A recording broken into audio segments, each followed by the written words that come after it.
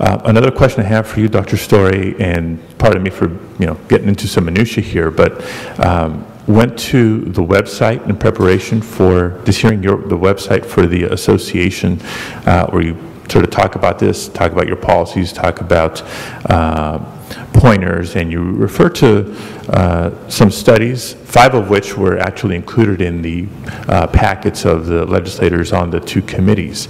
And I found in one of the reports regarding the links between what people drink and obesity, the definition of soft drinks. And in the definition of soft drinks in the reports, again, through you as a source, to include not just colas and multivitamin drinks, but lemonades, fruit juices, mineral water, tap water, in that definition. So, when I talk to folks, not just in my district, but in the Capitol, people that I think are thoughtful, smart individuals, policymakers, et cetera, I don't think most of us would include mineral water and tap water in our definition of soft drinks, at least not in purposes of policy conversation. So wondering whether you do or not. I would have to go back and look at the details of that study, but I think generally mineral water and tap water are not included in definitions by most scientists when they're studying this issue. Okay. Questions for Dr. Leahy? And let me begin by sort of making a statement, because I went to your website too, just trying to do homework.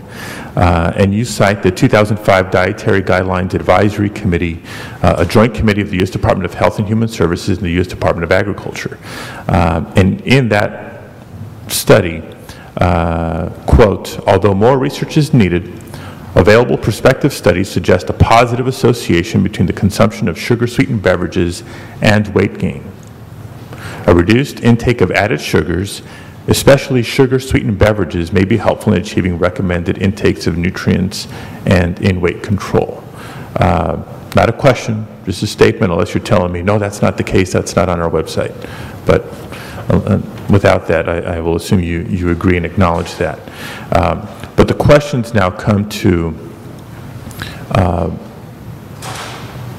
again, your presentation. You talked a little bit about what Coca-Cola is already doing from a labeling standpoint and disclosure standpoint. Can you expand on that a little bit? With regard to, well, Coca-Cola is committed to doing our part to really help with this very serious issue. So we have initiatives with regard to programs, policies, and now I'm forgetting my third point, but with regard to, and products. With regard to the policies, one of those would be on the front of pack labeling, as far as providing information on the calories and servings per container of the beverages. And then you heard, as we talked about with regard to programs, I think we're really wanting to help in a number of ways, and the example of the Triple Play program is just one of those. Okay, and let me actually take a moment to thank you and commend you for that. I mean, when this hearing was first announced, you can imagine the flurry of phone calls we got in my office, both from the advocates and researcher side, but from industry as well. And I welcome the opportunity not just to hear from you in this hearing, but even prior to the hearing, meet with representatives of the various companies as well. And so Coca-Cola did share with me either what's being deployed or announced now, or what's sort of in the pipeline, whether it's a smaller can, you know, the label with the number of calories on the front of the can, those sorts of things, which I think are positive steps forward, especially if, you know, part of the reaction is, you know, a tax is a bad idea. We're willing to do our part, but don't tax us. Well, if not the tax, then what? What are the alternatives? What are the options? What are you already doing to be proactive and a partner with government and community in tackling these challenges? So, again, calorie information I think is helpful, but you know, I have a couple questions and concerns in that specific effort. On the can itself, are you, the number on the front, is it per serving or is it per container that we will see? It's going to, my understanding is it will depend on the size of the container.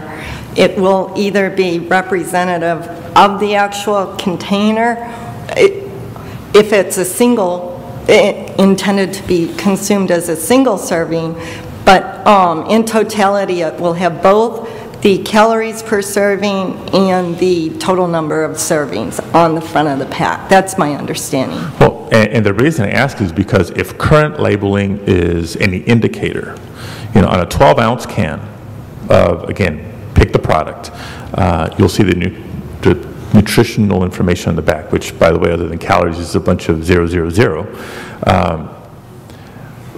When it comes to a 16-ounce container, it's labeled on the back as 2 servings, and it'll give me the nutritional information for 8 ounces of the product. So which is it going to be on the front?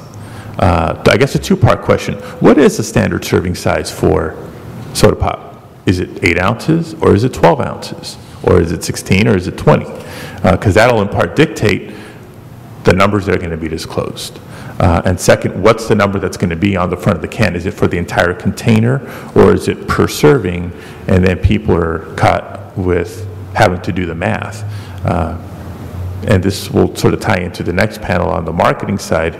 You know, when these are sold and usually consumed, whether it's a bottle or a can this big versus this big, it's usually an individual person consuming that. So, 3-part question. That's going to blow my brain away. But with regard to serving sizes, the FDA defines the reference amount customarily consumed. And in the case of beverages, that's 8 ounces. And then there's different equations towards different different container sizes. So in the case when the servings are greater than the RAC, or reference amount customarily consumed, my understanding would be that both the calories per serving and calories per, or number of servings per container would be on the label in the front. That's okay. So you'd have 2 numbers up front, 1 per serving and 1 for the whole container. That's my understanding. In a nice large font, easily to read. My understanding, sir. And is that just speaking for Coca-Cola, or is this sort of an industry standard that's being discussed, negotiated, or agreed to? This is a Coca-Cola initiative. It's one of our initiatives. Okay. We're the first to announce such an initiative. And in fairness to the others, nobody else has suggested that they are doing that or have committed to doing that. But if they choose to move in this direction, you can understand from a consumer's perspective how it could be confusing if there's, you know, the Pepsi product versus the Dr. Pepper product versus the Coke product going by different guidelines. The numbers can be really confusing. From my perspective, my understanding, we're doing this to provide better information to consumers. Right. And so an industry standard, what I'm suggesting here is an industry standard abided by and respected would be helpful in properly informing the public. I hear you, sir, okay. And I can only speak for the Coca-Cola company. I appreciate your thoughts. You'll probably take it back to the higher-ups and your colleagues in the company. And I also just can't help but make note of your comments relative to the American Diabetes